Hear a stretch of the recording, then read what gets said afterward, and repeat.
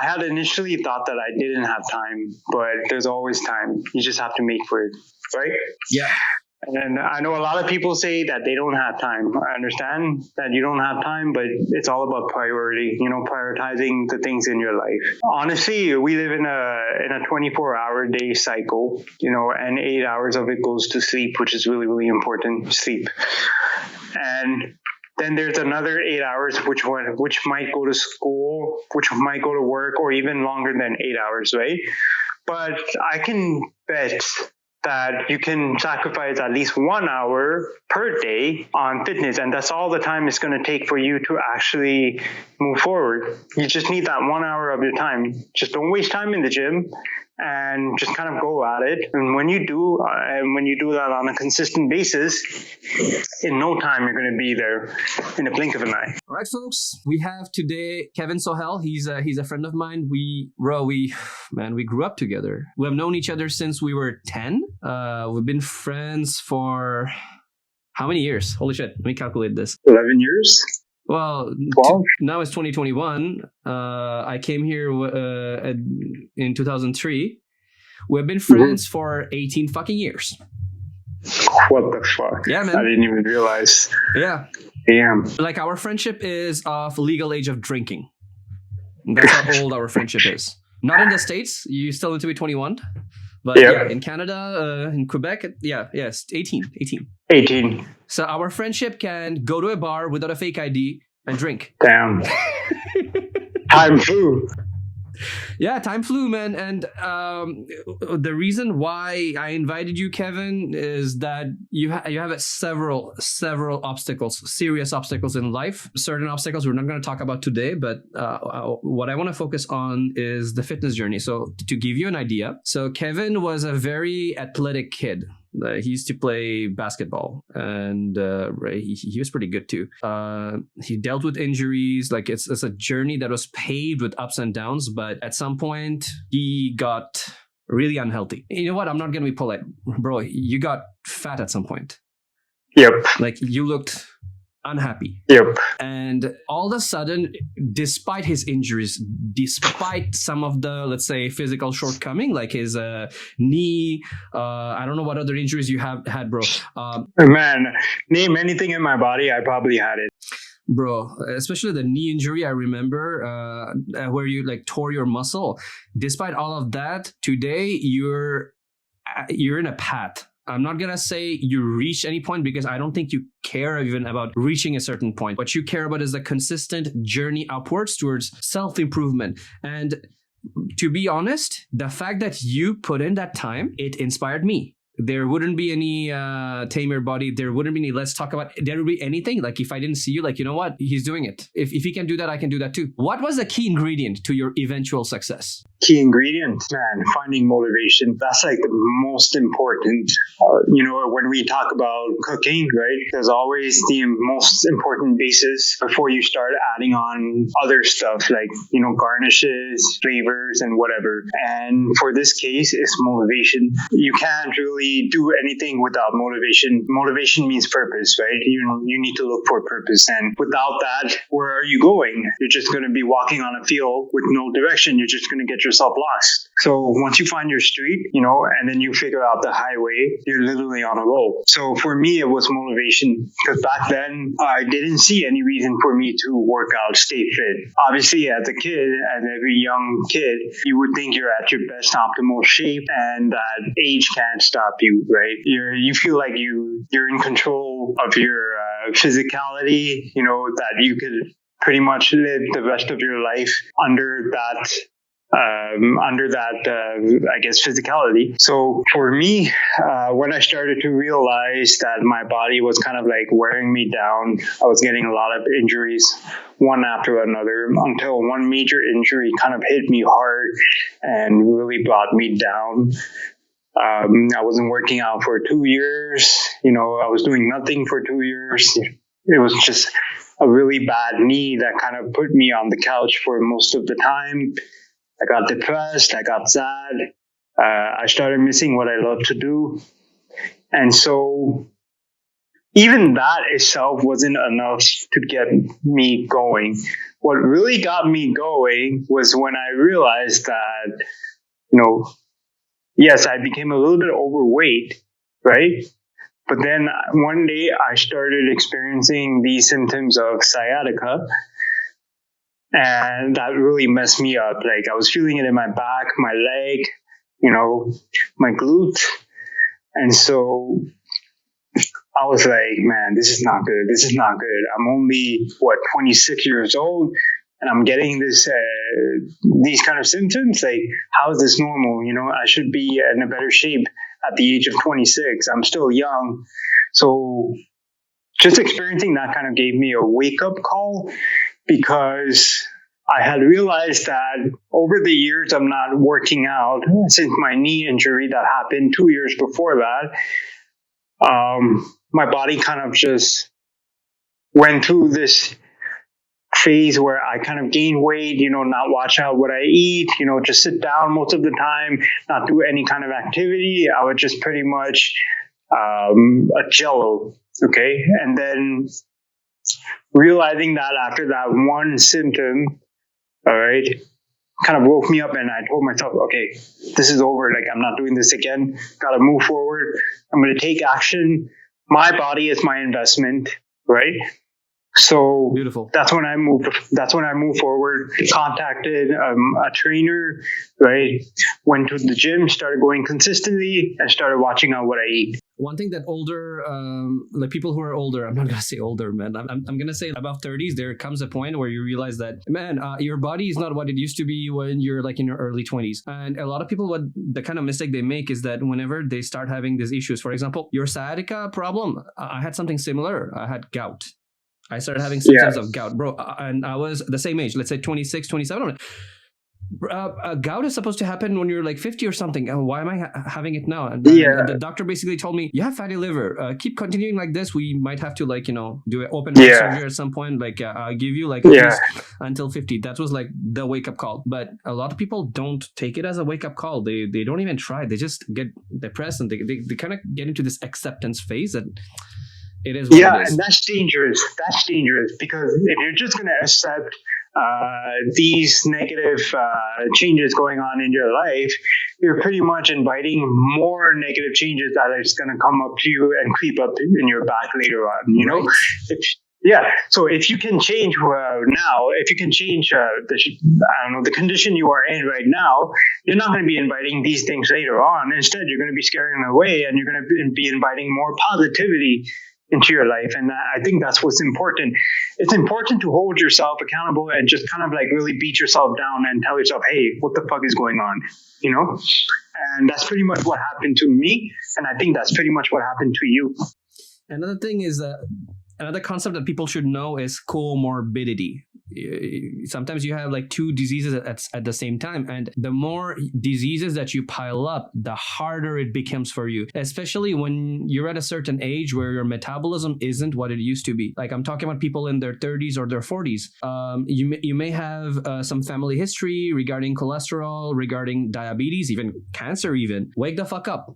Don't you want to see your grandkids grow up? Or maybe, I don't know, man, you might think about your career, your family, bro. Without a proper health, physical or mental, how the fuck are you going to enjoy it? Exactly. So for me, I was already at a point in my life where I was kind of moving on from my childhood, my teenagehood, even my young adulthood, and I was approaching towards the family path, right? So I got married, right? I have a full-time job, I'm kind of settling in, right? But I kind of want to see what is there offered in the world later on. I want to see that, but I want to go through that without any kind of suffering, without any kind of struggle. I want to enjoy my life for the rest of the time I have left. So in order for me to do that, in order for me to move on and go on with my life in the most peaceful way, in the most, in the smoothest way, I have to make the change now. Because if you're going to make change in your 30s or even in your 40s, it's going to be a lot harder for you to kind of make the changes then, because time is different and your energy level is different, your body condition is different. different. Your metabolism is different. So many things. It's easier to do it now when things are kind of simplified for you, rather than wait later where you're kind of in a situation where it's not even ideal for you to kind of put yourself in the best shape you can be with the time you have. Who knows? Your time might be swallowed up by work life balance, family, kids, and responsibilities that will literally beat you down. So might as well take advantage of it now. And that's why I chose to do it right now. So the best time to do it is now, no matter what age you are in, 50, 60, doesn't matter. Another thing that really inspired me is that there was this 65-year-old grandma in Brazil. Her name is Dona Geralda Barbosa. And I saw her doing pull-up and I'm like, wow. On her interview, she said that, and she started after 60, after retirement. And her main motivation was that I don't want my kids to take care of me. I want to be able to take care of myself. Yeah. That's it. Because when you come at a point in the life where you kind of have to rely on someone to take care of you because you couldn't do it yourself, because it's too late for you to do it to yourself, that's when you know it's kind of too late. You don't want to go through moments like that. And obviously there will be some people who will be in their 60s, realizing that, oh shit, it's too late. I mean, it's still not too late. It's never too late. You can still do some work on yourself. Obviously, it would have been easier if it was done earlier, right? So that's why the time is now. You really got to push yourself and think about later on and kind of like tell yourself like, just to reduce the struggles of later in life, start now. Let's come back to your injuries, man. I remembered that at some point you started really putting emphasis on physiotherapy. How did doing physiotherapy with your training plan, the whole communication that happened between your trainer and physiotherapist, and at some point you even said like it's an investment that you're making. How did it pan out for you? So during that time, when the sciatica symptoms came, I was just fed up, right? So I said, my body is my investment. So I contacted my physiotherapist and I told him, hey, I've been having this weird feeling that I'm having on my back, right? And I had this injury for about 2 years where I still feel the pain in my knee. What can I do about it? They told me come in, right? At the same time, I hired a trainer and I told him about my situation and he told me, okay, we can move forward with this. By, kind of keeping in contact with my physiotherapist and my trainer and kind of keep them updated. So there was this communication then. So when I went to my physiotherapist, he had told me what was happening, right? I gave that information to my trainer. My trainer worked around with it. Whatever that can help strengthen my knee, right? You can't really strengthen the injury of your knee, the ligaments, right?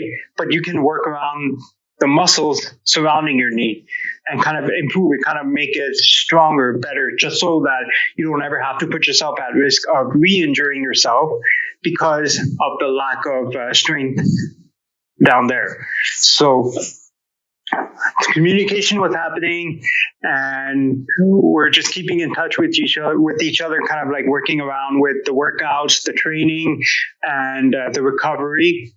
And basically, I was given this routine, around-the-clock routine, where I had to do some stretches, some mild exercises, then real training, then stretches, my diet on top of all of that, And then even off the clock, I had to do a little bit of stretches, a little bit of exercises to help improve my balance and everything. And pretty much when I was at my most motivated point, I was kind of like giving my all each day, every day to kind of put myself at the best shape I could be. And then all of a sudden I could see changes happening to my body and I was just becoming better and better and stronger and stronger.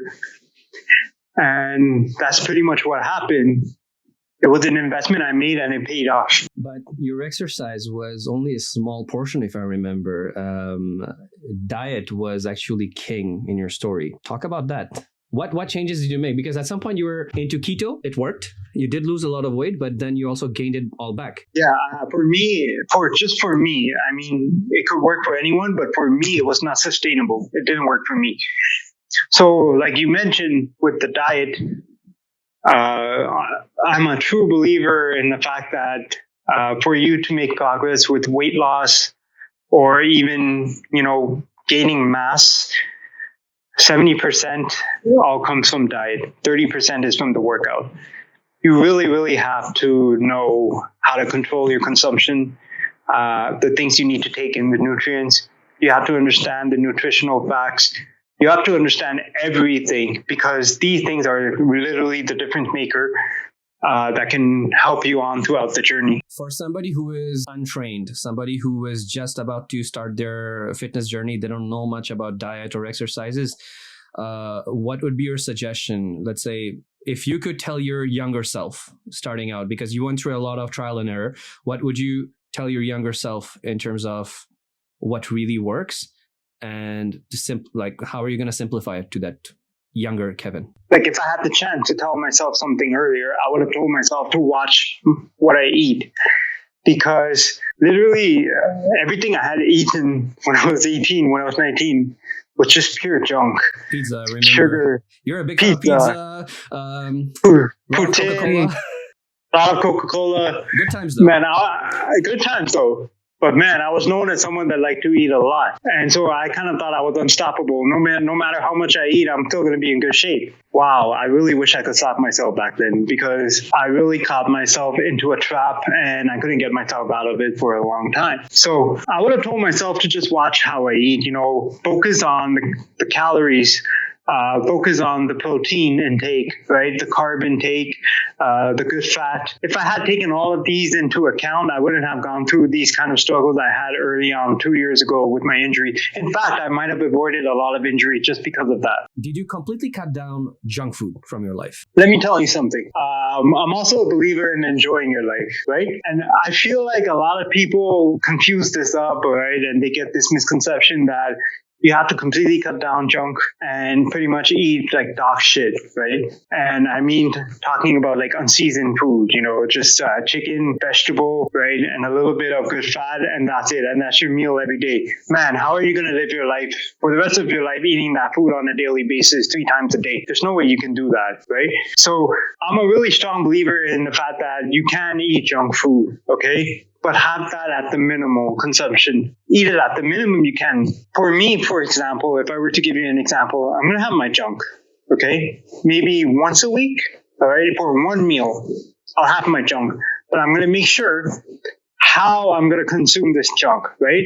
If it's on a large plate and I know that this junk food is like, 2,000 calories, I'm not going to eat the whole plate for that one day, right? I'm probably going to eat 1/4 of the plate and kind of save it for later. It's all about managing how you eat. You can have junk, but if you can portion it out, you're fine. So live life a little bit.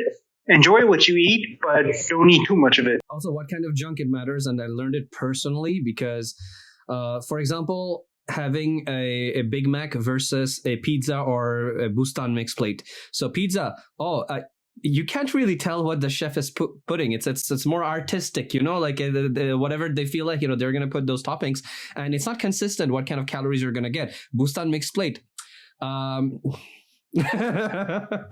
Listen, the portion size, it's just, it changes over time. Like, you don't know what portion size they're giving to you, and man, it can be really misleading. People might think that Bustan is healthy, right? But man, aren't we fooled? Tell everyone about your experience when you really calculated everything, grams by grams. So it's not just Bustan. Any kind of fast food that has a bit of protein, a bit of carb, a bit of salad.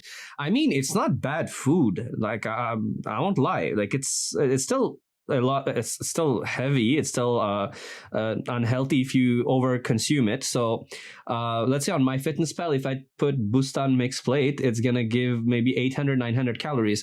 I mean, it is accurate if you remove the garlic sauce. The garlic sauce, yes. If you have it with hummus, not bad. not bad.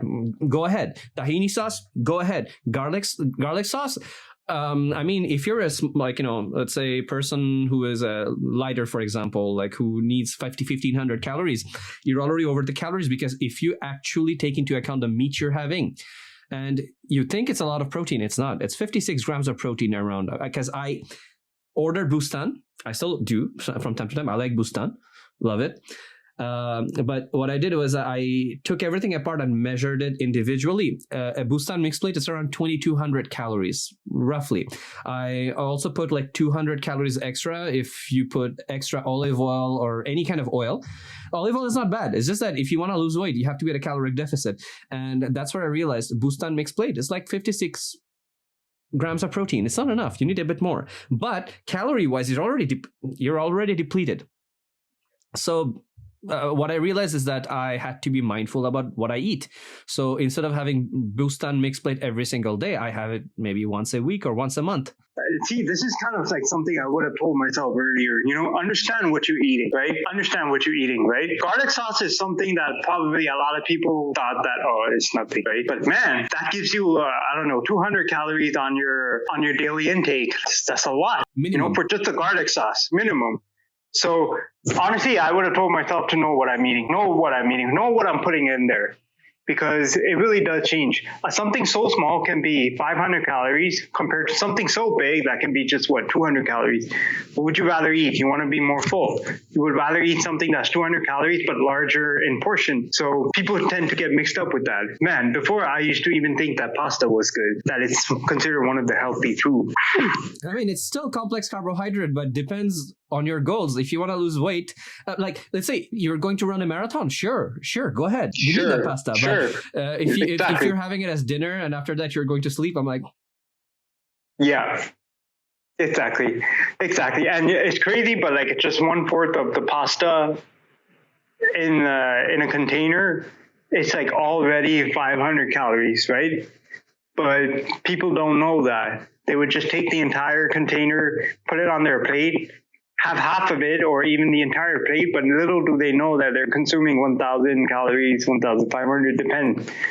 So that's the thing. Really inform yourself about what you're eating. I would have told myself that. Another thing that Bengali people would relate to is that we love our rice. We eat a lot of rice. It's because we come from a very rural, even working class background where we had to do a lot of physical work. If you're out there 8 hours plowing the field, have this much rice. But if you're going to an office job where you're sedentary most of the time, when you're just sitting there in your office, don't have that much rice. So it's something that, us, Desi people are gonna struggle with. Like, no, don't cut down rice. Rice is not that bad. Look at your physical activity. Are you there like pulling rickshaw 12 hours a day? No, you're not. Are you there plowing the field?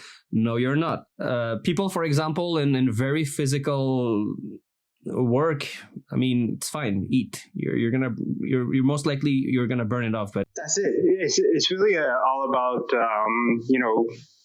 working around with your work-life balance. Like, for example, for me, I'm more sedentary, right? I have an office that just sit in the office. Other than that, during this lockdown, during COVID, we're just pretty much sitting. So you have to take into factor of that. If you're living this sedentary life, you really have to watch out how you're eating. Have to watch out that the things you're eating can be an overdose or a little bit under. You have to maintain it. For someone who's living a really complex work-life balance, let's say it requires more physical work, then yeah, it's okay to eat, a large amount of rice, or pasta or whatever, because you're going to need those carbs. You're going to need those energy to kind of help you survive throughout the day. So it's really understanding about your lifestyle. Also, you mentioned that keto diet, even though it worked for you for a bit, it was not sustainable. Could you shed some light on it? Why was it unsustainable for you while it's seemingly working with a lot of other people? I feel like for keto, just in my opinion, it does help you see result in the short term. And I feel like for people, it's whatever pleases their eyes. So if they see result in a short amount of time by cutting out carbs, they think that they're making progress. However, for me personally, I don't think that's the case. Although you are cutting out carbs, right? You're kind of making this very hard on yourself, in the morning, throughout the day, because there are no energy left stored in your body, but instead you're focusing on other sources of energy. And that's fine, right? It results in you losing weight in a very short amount of time. But then there comes a point where it gets really tiring. Tell me honestly, do you find it sustainable cutting out carbs completely out of your life and just kind of going through months and months of not surviving onto it? It's not sustainable. For me, it isn't. So once you finally realize that, okay, you can have a little bit of carbs here and there, you kind of pretty much, all the progress that you've worked on losing weight, you're going to gain it back. Because you haven't really worked on other things in your body. You haven't worked on building muscles in your body. You haven't worked on strength. You haven't worked on all of these things. People, they do keto without actually working out just because they want to see results in their eyes in a much short time frame. But that's not possible. You really have to be patient with yourself. Your body is your experiment. There's no shortcut. For me, that was intermittent fasting. Yeah, it did work out. I lost a lot of weight, but then I went back to the same habits because I haven't worked on the essentials, like my food habit. I'm still working on it. I'm still struggling with it, to be honest, but I'm more mindful about what I'm eating. But back then, intermittent fasting was a really good tool that I used. Now I use intermittent fasting as a secondary tool rather than my primary tool. But my primary tool right now is just caloric deficit. If you want to burn off the excess. To be honest, caloric deficit over everything. If you really want to make progress and if you really want to lose weight, if you want to see your weight scale drop, you really have to work on yourself by putting yourself in a caloric deficit. That's pretty much the clear-cut way to do it. There's no shortcut. There's no pills. There's no special method for you to take for you to lose weight. It's simple. Just be in a caloric deficit. Understand what's your maintenance and make sure you're less than that. That's all. But for a lot of people who are not used to it, counting calories can be very daunting. It's intimidating. And you know what? I'll be honest with you. And on behalf of everyone, yes, it can be daunting. It can be intimidating. But it is not intimidating when you are in control. When you let food be in control of you, of course, that's going to be intimidating. That's going to be hard because you obviously don't know what you're putting in your body. Is whatever pleases your eye, the food in front of you, oh my God, that looks so good. Eat it up, right? But when you really start to learn to understand the facts, right, the nutritional facts, what goes in your body, and you take the time to learn over the months, you will literally feel like you're in control of the food, that you're the one that tells the food what goes in you. It's not the food that pretty much kind of goes in you. You tell how much that can go in you. Another thing that I've learned is, especially with people who are prone to have eating disorders, do not take it too seriously. It's just a matter of doing some accounting with your food. It's a tool. Exactly. And you know what? We're saying this hypothetically, like a situation where everyone does not have eating disorder, where everyone is healthy, But for the people who are going through eating disorder, they shouldn't calculate too much about what they're eating, but more so focus on what their body is telling them. Your body, if you can feel that your body is pretty much crying for food, you have to listen to your body and eat. Right now, obviously, it's a different situation, and to be honest, it might be even more difficult. And I totally get that. So it's more like on their side where they're going to have to figure out what can work for them. What their body demands, how they can overcome this obstacle in their life. And mental health is important too. I know it's still very much stigmatized in our society. It's whether it's when you're struggling with, let's say, obesity. That's a problem I had. The kind of eating disorder where I used to eat food not because I was hungry, is because I had to consume. I had to consume to deal with stress. I had to consume to celebrate victories. I had to consume to cope with defeat. That was bad for me, and I had to actually seek counsel. at the end of the day, it's your mind, and when you're sick, you have to take care of it. You have to give yourself time to get better and seek help. I mean, that's what helped me out personally. Yeah, I find that it's really, really important to be seeking out help, because when you're at a point where you don't know what to do and you know that you're just getting progressively worse, it means that you yourself cannot help, moving forward. But you can always look for help from other people that can help you get you on your feet. And I think that's what happened to me. That's what happened to you. We came at a point where, we just couldn't help ourselves. And so we just needed some sort of guidance just to have a better understanding of how to get better. And once we got that guidance, once we understood, and once we actually saw the changes, that's when you could actually trust yourself and rely yourself even more, because you're just more knowledgeable now than before. And one thing that we need to highlight here is that your trainer is not with you. Your trainer is not even located in Canada. Could you give us a small, introduction to your trainer? Just give us just describe where he is, what he does. So my trainer resides in Netherlands, which is like on the other side of the world. And basically, I just came across his page. I want to burn fat, if people are curious out there. So I came across his page. It was very young at the time, but I saw a lot of promises, because the one thing I liked about his page was the fact that he didn't just post bullshit, on his page. He posted facts backed up by sources that you could look into yourself, that was researched by scientists, nutritionists. And so when I saw that he was very credible with his work, it was very authentic, and everything was, all the workouts was just based off these researches, but not by popular myths. That's when I knew that I could trust him. And so I had contacted him. I had sent him a DM, and I told him, hey, listen, I'm kind of struggling. I'm looking for some kind of help. Would you be able to help me out? And so we kept in touch, and I started my fitness journey with him. How it works is that we do everything online. I would have my monthly meeting with him just to touch some bases, what I could improve, what I'm doing well on. And he would just pretty much give me a monthly summary of my progress. And we share this Excel sheet where I kind of put all my data, my weight, my caloric intake, my protein intake, the workouts I was doing, and he would just pretty much assess it on his side and kind of tell me what to do. And it's kind of weird, because the people usually have trainer right there with them.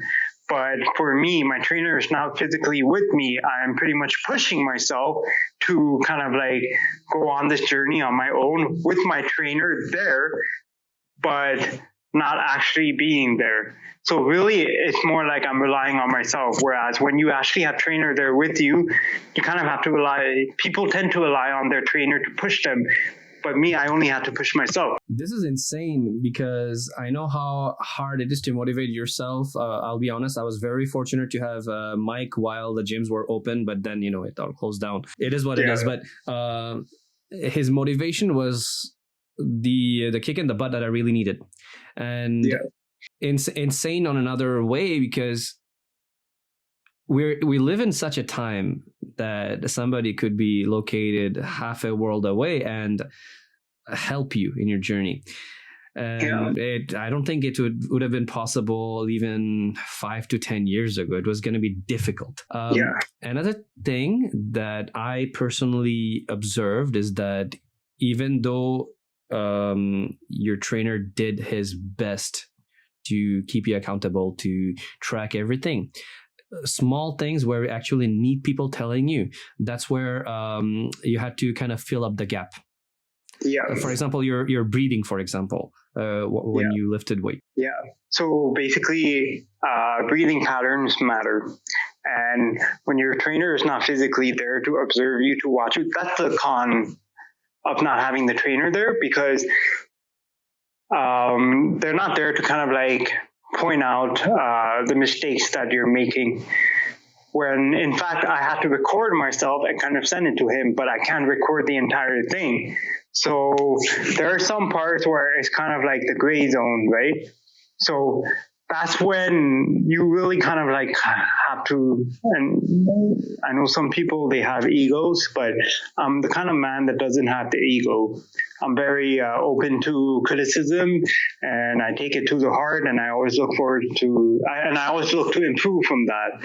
So when I started working out with you, okay, you had told me that my breathing pattern sucks and that I really needed to work on that. And you know what? I'm glad you told me that, because it is true. No one else is going to tell me that. But the fact that you told me that, I had to change it. And because I did, my workout has become a lot better.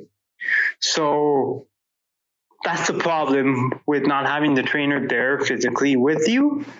But when they're not there with you, it's always important to be accountable, be open-minded, and let other people point out and kind of fill in that gap for you. I think the lesson here is that fitness or any kind of personal improvement, it's not a solo act. It's a community activity. And for example, your breathing pattern, you know where I learned it? Adonis. Exactly. That guy, he's not a lifter. He's a runner. No. He's a marathon runner, but his tips on how to breathe, that's where it helped me, lift better, to be more mindful of my breathing. And so I learned from Adonis. Adonis learned from I don't know where, but it's a community activity where good things propagate from one person to another, and you're gonna teach it to somebody else. Exactly. I find that is so important because it really helps you with your endurance, and because if you don't have that, you're going to kind of wear yourself out. And when you wear yourself out, you're unable to do the workouts properly. Therefore, your forms are compromised and you risk injuring yourself.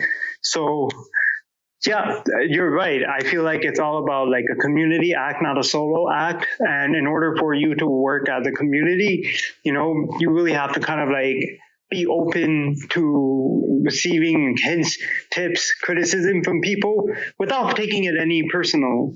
At the gym, there are people who take it so personally. I've seen where this guy is lifting obviously in a wrong way. And I can tell because I was that guy maybe 2 months ago.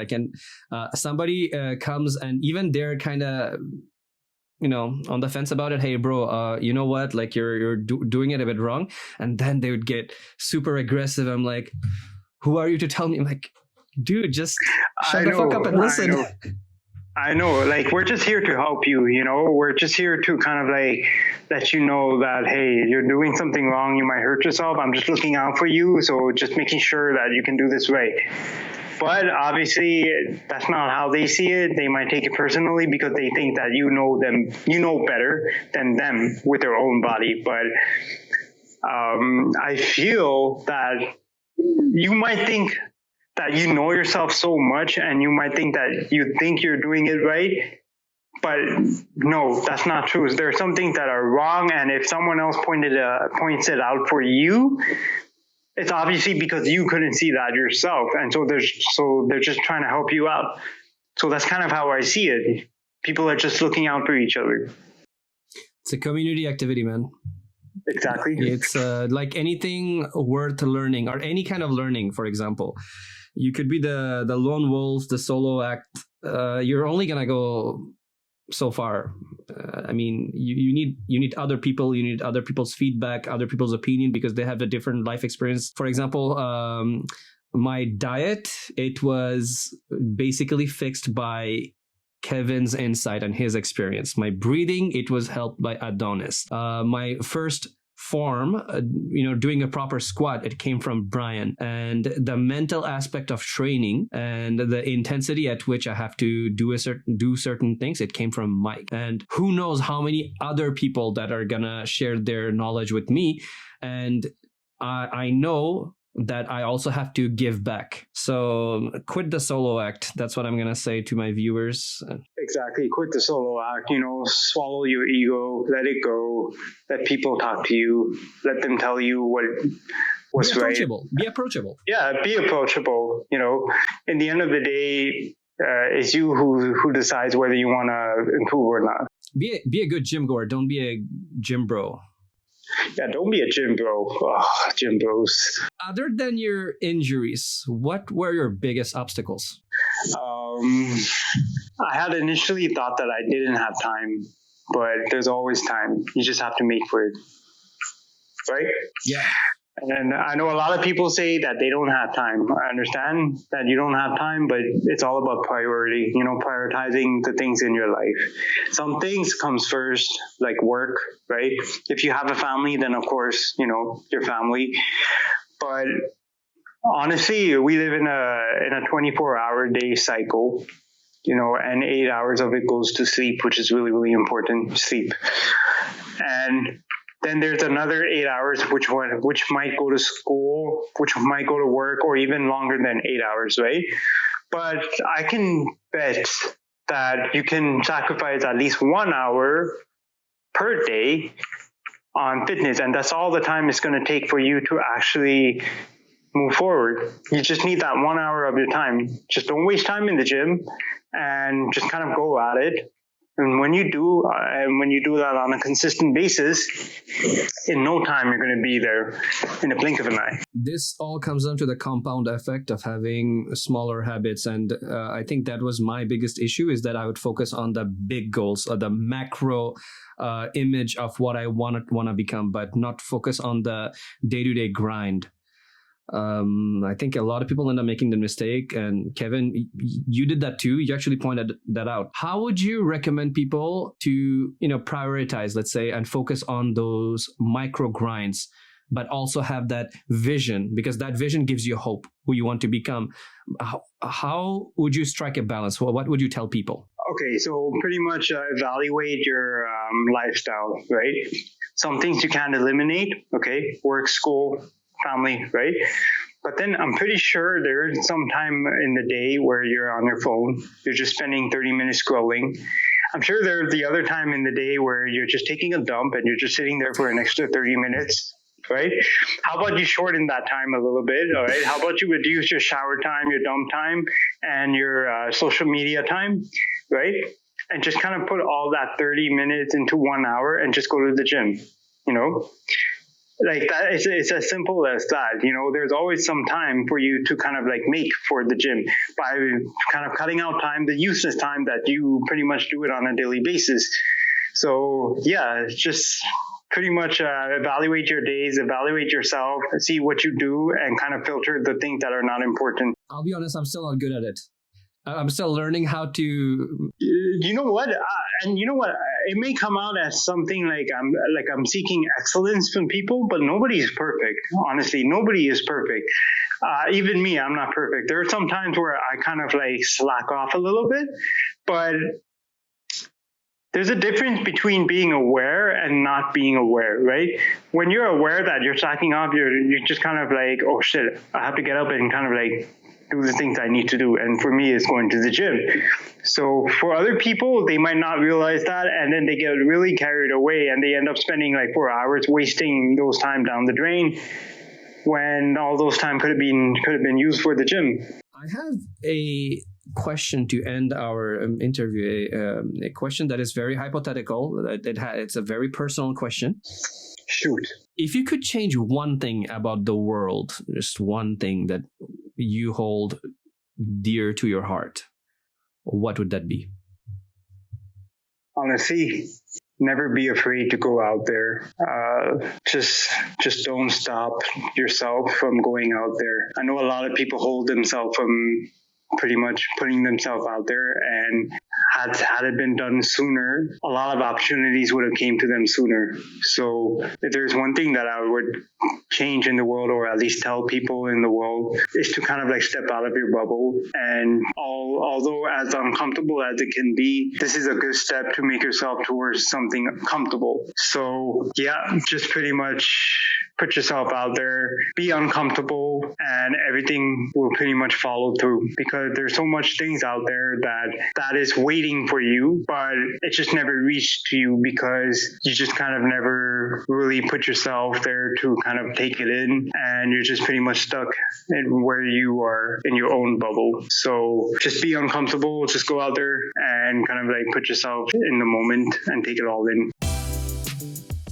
Thank you for tuning in to Improve Mentor. If you found this episode valuable, share this with your friends and family members who are on a journey to grow and prosper. And please, take care of your health, physical, mental, or otherwise.